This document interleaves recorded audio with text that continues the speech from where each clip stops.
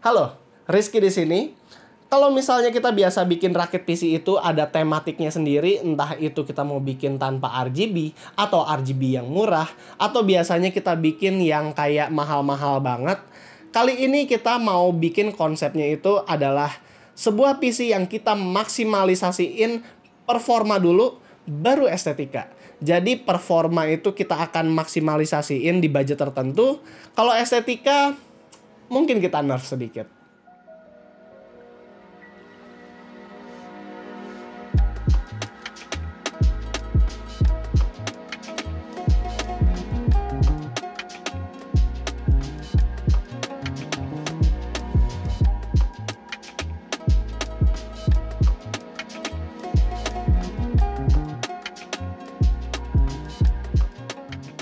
Di Rakit PC episode kali ini gue menggunakan konsep seperti no wasted dollarnya si Linus. Jadi gue netapin budget berapa, terus gue cari bener-bener part yang memang price to performance-nya pas di situ. Ya kurang lebih sama lah konsepnya dengan itu. Bikinnya itu dengan budget sekitar 13 juta rupiah. Tapi ya kalau bisa, kalau memang ada di gudang gue barang yang sesuai dengan konsep build PC kali ini, ya gue pakai aja biar modal gue nggak 13 juta banget gitu.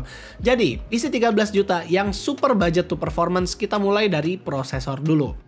Prosesornya di sini gue pilih yang sering banget gue pakai, yaitu Ryzen 5 3600X. Walaupun bukan yang terbaru lagi alias 5200X udah keluar, tapi 3600X ini di harga 3 jutaan masih worth it loh.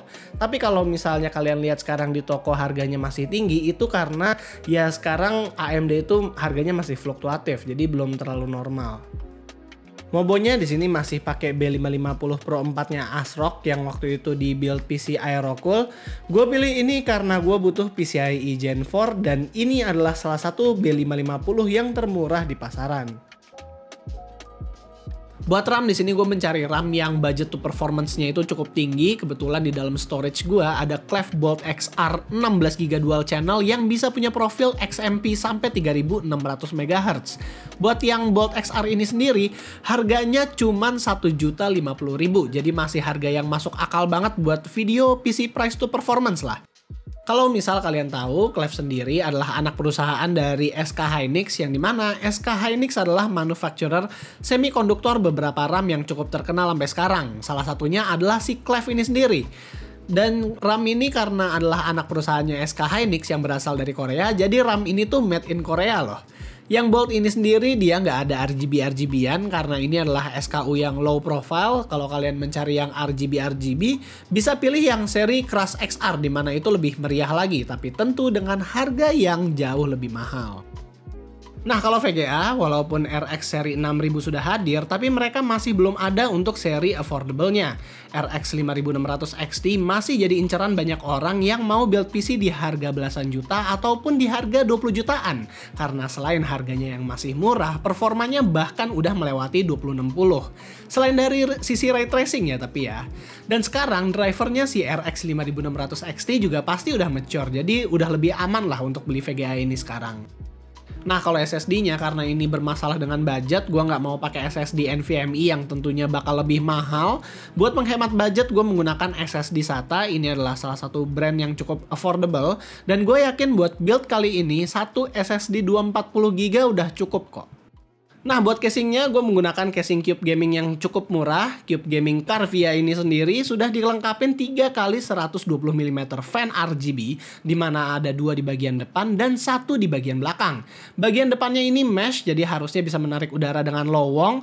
Ruang dalamnya juga cukup luas, jadi 450.000 lumayan good deal lah buat casing kayak gini. Tapi di bagian belakang motherboardnya nggak ada jalur kabel yang didedikasikan khusus, jadi kita harus menentukan sendiri yang namanya jalur kabel kita. Oh iya, nggak lupa casing murah ini juga udah tempered glass loh, lumayan kan? Kalau power supply yang gue pakai di build PC kali ini adalah power supply yang cukup legend. Ini adalah Cooler Master MWE 450 yang gue sengaja stok di lemari. Kalau kalian mau beli MWE, mungkin yang stok ini udah nggak ada karena sekarang udah yang V2. Jadi gue pakai harga yang V2 aja nanti pas udah jadi PC-nya. Sebenarnya daripada power supply ini, ada juga yang lebih affordable yaitu Cooler Master Elite Series. Tapi buat rumah yang voltasenya kurang stabil, gue sangat menyarankan power supply yang ini aja karena ini PSU badak. Saat ngerakit PC ini sendiri, gue nggak ada masalah sama sekali, hanya saja casing seperti ini, kita harus kreatif sendiri sama kabel manajemennya. Tapi ya sisanya oke lah, clearance-nya banyak, nggak terlalu krem tapi nggak terlalu luas juga, lobang-lobangnya juga banyak. Terus juga untuk bagian SSD itu kita bisa copot pasang. Seenggaknya juga kalau misalnya buat kabel, gue bisa membuat kabelnya jadi seperti ini, dimana nggak terlalu kelihatan dari sisi depan. Jadi yang dari sisi kabel itu tinggal kita tutup aja. Nah, pas sudah jadi PC-nya, ayo kita nyalain. Hal pertama yang gue lakukan saat PC-nya udah nyala, pasti masukin XMP mode di RAM-nya. Jadi biar dia langsung auto 3600 MHz dengan settingan clef-nya itu sendiri. Kalau yang gue suka dari build yang kali ini itu paling adalah RGB bagian depannya yang ternyata bagus banget. Gradasi RGB-nya ini gue kira tadi bakal cuman satu aja warnanya, nggak taunya bisa rainbow begini. Dimensinya juga nggak terlalu makan tempat banget, jadi juga menurut gue itu udah cukup oke. Kalau yang gue nggak sukanya paling ya cuman bagian kabel PCIe-nya itu warnanya kuning hitam, jadi kayak black and yellow begitu keluarnya power color. Tapi untungnya karena didukung sama estetik dari PC-nya itu sendiri yang nggak terlalu heboh-heboh banget, maksudnya tuh kayak dalam PC-nya itu kayak nggak terlalu yang rame-rame banget, jadi oke lah. Power color-nya ini untungnya juga udah punya backplate, jadi nggak terlalu yang berantakan-berantakan banget. Untuk pengujian benchmarknya, di sini gue menggunakan game-game mainstream di resolusi Full HD. Pertama-tama pastinya gue ngecek skor Cinebench-nya dulu, di mana ini skornya termasuk normal dan konstan, bahkan lebih baik daripada waktu itu gue pernah tes pertama kali si 3600X. Lalu kita coba tes 3D Mark Firestrike juga skornya di sini normal, bahkan di angka 13 jutaan. Ini adalah skor Firestrike yang paling tinggi di build PC gue. Kita ngetes beberapa game mainstream di resolusi Full HD seperti Dota 2, CSGO, itu FPS-nya udah sampai 100 lebih pastinya. Bahkan beberapa game AAA juga bisa dapat tinggi kok frame rate-nya walaupun bukan 144 FPS, tapi overall komputer kayak gini oke banget loh. Bahkan di 13 jutaan begini, komputernya masih bisa main Assassin's Creed Valhalla di settingan high dengan lumayan lancar.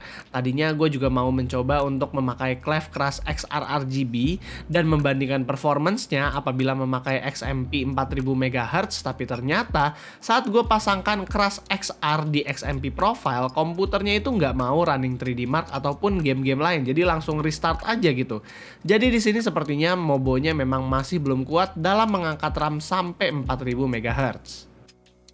Buat productivity usage, kita juga tes buat render project BMW 27 di Blender, dimana saat kita rendernya itu menggunakan GPU OpenCL, RX 5600 XT bisa ngerender image tersebut hanya dalam 1 menit 13 detik.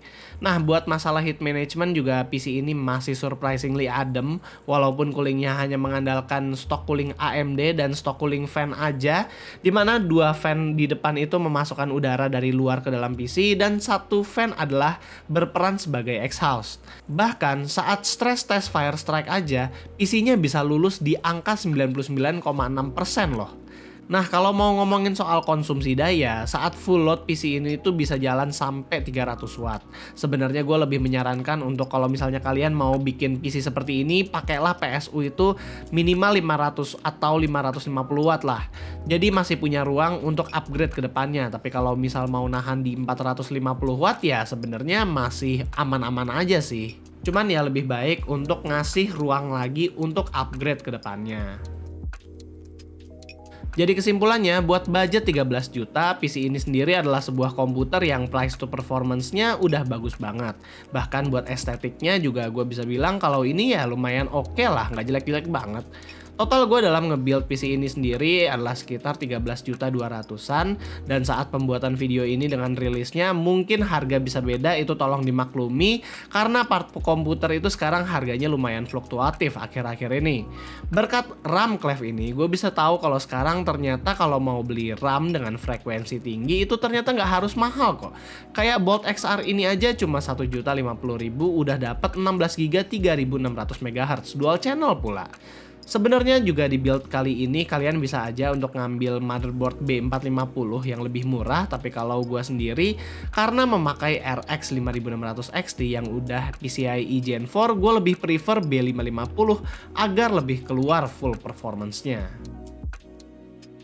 Dan jadi paling itulah rakit PC kita yang maksimalisasiin performa dulu daripada estetik dan lain-lain di harga 13 jutaan. Gue tahu mungkin itu harganya nggak 13 juta saat kalian menonton ini, tapi ya kalau misalnya nanti pas udah stabil harga komputer, kita bisa bikin lagi lah yang mungkin di bawah 10 juta atau mungkin yang di atas 20 juta.